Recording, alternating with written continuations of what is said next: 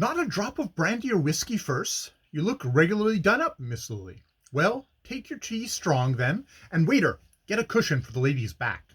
Lily smiled faintly at the injunction to take her tea strong. It was a temptation she was always struggling to resist.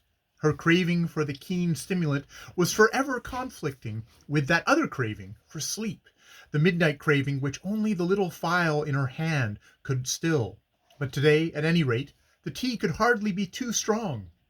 She counted on it to pour warmth and resolution into her empty veins. As she leaned back before him, her lids drooping in utter lassitude, though the first warm draught already tinged her face with returning life, Rosedale was seized afresh by the poignant surprise of her beauty. The dark penciling of fatigue under her eyes, and the morbid blue-veined pallor of the temples, brought out the brightness of her hair and lips, as though all her ebbing vitality were centered there. Against the dull chocolate-colored background of the restaurant, the purity of her head stood out as it had never done in the most brightly lit ballroom. He looked at her with a startled, uncomfortable feeling, as though her beauty were a forgotten enemy that had lain in ambush and now sprang out on him unawares. To clear the air, he tried to take an easy tone with her. "Why, Miss Lily, I haven't seen you for ages. I didn't know what had become of you." As he spoke, he was checked by an embarrassing sense of the complications to which this might lead. Though he had not seen her, he had not heard of her. He knew that of her connection with Mrs. Hatch, and of the talk resulting from it. Mrs. Hatch's milieu was one which he had once assiduously frequented, and now as devoutly shunned. Lily, to whom the tea had restored her usual clearness of mind, saw what was in his thoughts, and said, with a slight smile, You would not be likely to know about me. I have joined the working classes." He stared in genuine wonder. "You don't mean... Why, what on earth are you doing?" "Learning to be a milliner, at least trying to learn," she hastily qualified the statement. Rosedale suppressed a low whistle of surprise. "Come off. You ain't serious, are you?" "Perfectly serious. I'm obliged to work for my living." "But I thought you were with Norma Hatch. You heard I had gone to her as her secretary?" "Something of the kind, I believe." He leaned forward to refill her cup. Lily guessed the possibilities of embarrassment which the topic held for him, and raising her eyes to his, she said suddenly, "I left her 2 months ago." Rosedale continued to fumble awkwardly with the teapot, and she felt sure that he had heard what had been said of her. But what was there that Rosedale did not hear? "Wasn't it a soft berth?" he inquired, with an attempt at lightness.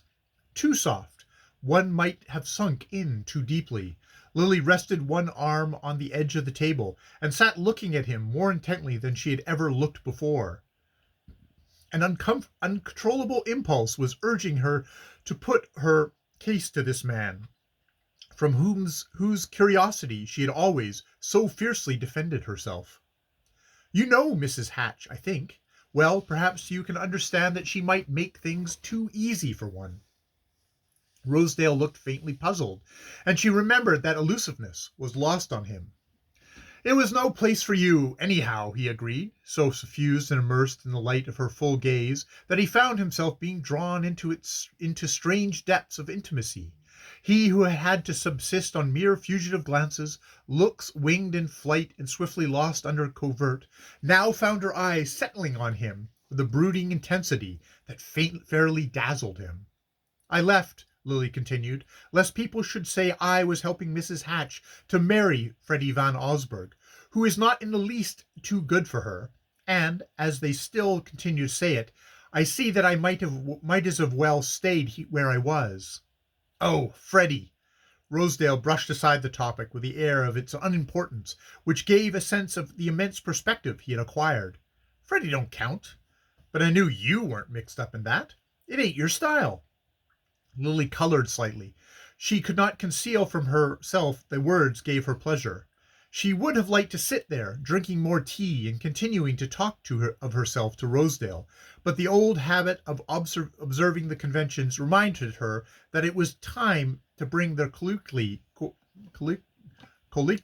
colloquially to an end, and she made a faint motion to push back her chair. Rosedale stopped her with a protesting gesture. "Wait a minute. Don't go yet. Sit quiet and rest a little longer. You look thoroughly played out, and you haven't told me—" He broke off, conscious of going farther than he had meant.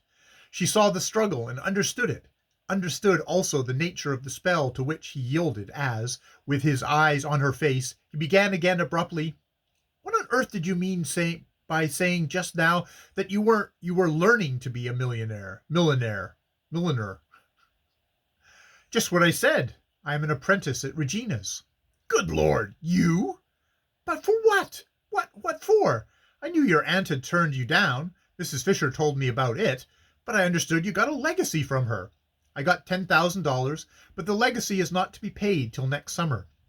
"Well, but look here, you could borrow on it at any time you wanted." She shook her head gravely. "No, for I owe it already." "Owe it? The whole 10,000? "Every penny." She paused, and then continued abruptly, with her eyes on his face. "I think Gus Trenor spoke to you once about having made some money for me in stocks." She waited, and Rosedale, congested with embarrassment, muttered that he remembered something of the kind. "He made about $9,000, Lily pursued, in the same tone of eager communicativeness. "At the time I understood he was speculating with my own money. It was incredibly stupid of me, but I knew nothing of business. Afterwards I found out that he had not used my money, that what he said he had made for me he had really given me. It was meant in kindness, of course, but it was not the sort of obligation one could remain under. Unfortunately, I had spent the money before I discovered my mistake, and so my legacy will have to go to pay it back. That is the reason why I am trying to learn a trade." She made the statement clearly, deliberately, with pauses between the sentences, so that each should have time to sink deeply into her hearer's mind. She had a passionate desire that someone should know the truth about this transaction, and also that the rumor of her intentions to repay the money should reach Judy Trenor's ears. And it had suddenly occurred to her that Rosedale, who had surprised Trenor's confidence, was the fitting person to receive and transmit her version of the facts.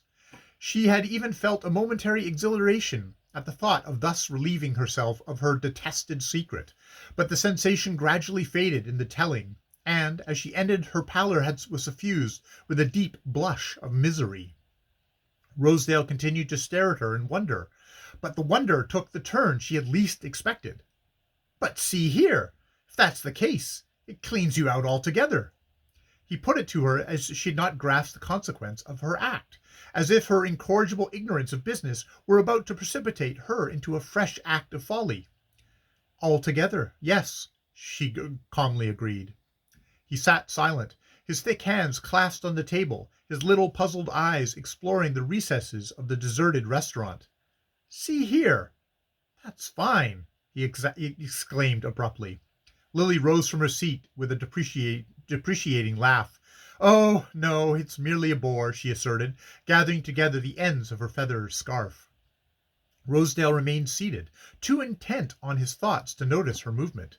"Miss Lily, if you want any backing, I like pluck." He broke from him disconnectedly.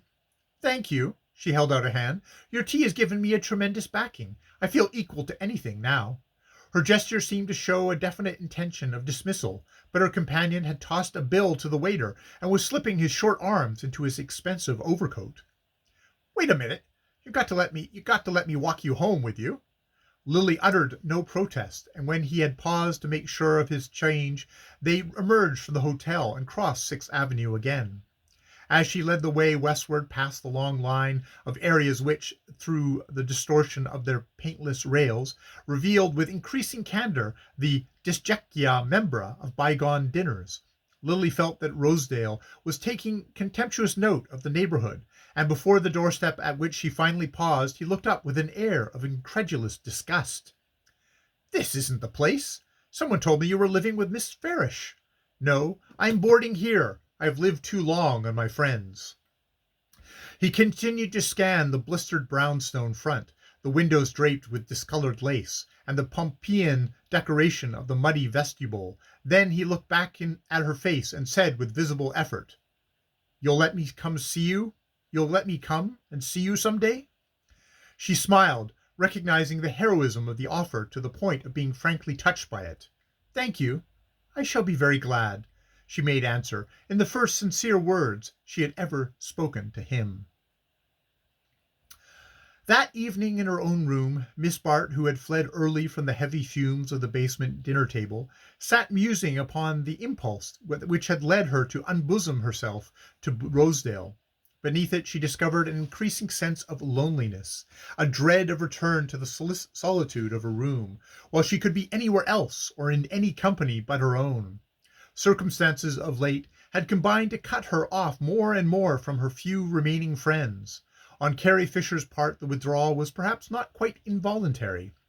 Having made her final effort on Lily's behalf, and landed her safely in Madame Regina's workroom, Miss Fisher seemed disposed to rest from her labors, and Lily, understanding the reason, could not condemn her. Carrie had in fact come dangerously near being involved in the episode of Miss Norma Hatch, and it had taken some verbal ingenuity to extricate herself.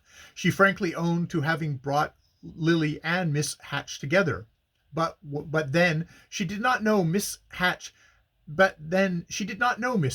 She had expressly warned Lily she did not know Miss Hatch, and besides, she was not Lily's keeper, and really the girl was old enough to take care of herself. Carrie did not put her own case so brutally, but she allowed it to be thus put for her by her latest bosom friend, Mrs. Jack Stepney. Mrs. Stepney, trembling over the narrowness of her only brother's escape, but eager to vindicate Mrs. Fisher, at whose house she could count on the jolly parties which had become a necessity to her since marriage had emancipated her from the Van Osburgh's point of view. Lily understood the situation and could make allowances for it. Carrie had been a good friend to her in difficult days, and perhaps only a friendship like Gertie's could be proof against such an increasing strain. Gertie's friendship did indeed hold fast, yet Lily was beginning to avoid her also, for she could not go to Gertie's without risking a meeting Selden, and to meet him now would be pure pain. It was pain enough to even think of him, whether she considered him in the distinctness of her waking thoughts, or felt the obsession of his presence through the blur of her tormented nights. That was one of the reasons why she had turned again to Mrs. Hatch's prescription. In the uneasy snatches of her natural dreams, he came to her sometimes in the old guise of fellowship and tenderness, and she would rise from the sweet delusion mocked and emptied of her courage. But in the sleep which the phial procured, she sank far below such half-waking visitations, sank into depths of dreamless annihilation, from which she woke each morning with an obliterated past. Gradually, to be sure, the stress of the old thoughts would return, but at least they did not importune her waking hour. The drug gave her a momentary illusion of complete renewal, from which she drew strength to take up her daily work. The strength was more and more needed as the perplexities of her future increased. She knew that to Gertie and Mrs. Fisher she was only passing through a temporary period of probation, since they believed that the apprenticeship she was serving at Madame Regina's would enable her, when Miss Penson's legacy was paid, to realize the vision of a green and white shop with the fuller competence acquired by her preliminary training. But to Lily herself, aware that the legacy could not be put to such a use, the preliminary training seemed a wasted effort. She understood clearly enough that, even if she could ever learn to compete with hands formed from childhood for their special work, the small pay she received would not be a sufficient addition to her income to compensate her for such drudgery, and the realization of this fact brought her recurringly face to face with the temptation to use the legacy in establishing her business. Once installed and in command of her own workwomen, she believed she had sufficient tact and ability to attract fashionable clientele, and if the business succeeded, she could gradually lay aside money enough to discharge her debt to Trenor. But the task might take years to accomplish, even if she continued to stint herself to the utmost, and meanwhile her pride would be crushed under the weight of an intolerable obligation. These were her superficial considerations, but under them lurked the secret dread that the obligation might not always remain intolerable. She knew she could not count on her continuity of purpose, and what really frightened her was the thought that she might gradually accommodate herself to remaining indefinitely in Trenner's debt, as she had accommodated herself to the part allotted her on the Sabrina, and as she had so nearly drifted into acquiescing with Stancy's scheme for the advancement of Mrs. Hatch. Her danger lay, as she knew, in her old incurable dread of discomfort and poverty, in the fear that the mounting tide of dinginess against which her mother had so passionately warned her. And now, with a new vista of peril opened before her, she understood that Rosedale was ready to lend her money, and the longing to take advantage of his offer began to haunt her insidiously. It was, of course, impossible to accept a loan from Rosedale, but proximate possibilities hovered temptingly before her. She was quite sure that he would come to see her again, and almost sure that, if he did, she could bring him to the point of offering to marry her on the terms she had previously rejected. Would she still reject them if they were offered? More and more, with every fresh mischance befalling her, did the pursuing furies seem to take the shape of Bertha Dorset, and, close at hand, safely locked among her papers, lay the means of ending their pursuit. The temptation, which her scorn of Rosedale had once enabled her to reject, now insistently returned upon her, and how much strength was left her to oppose it? What little there was must at any rate be husbanded to the utmost. She could not trust herself again to the perils of a sleepless night. Through the long hours of silence the dark spirits of fatigue and loneliness crouched upon her breast, leaving her so drained of bodily strength that her morning thoughts swam in a haze of weakness. The only hope of renewal lay in the little bottle at her bedside, and how much longer that hope would last she dared not conjecture. End of chapter 10 of book 2 of The House of Mrth.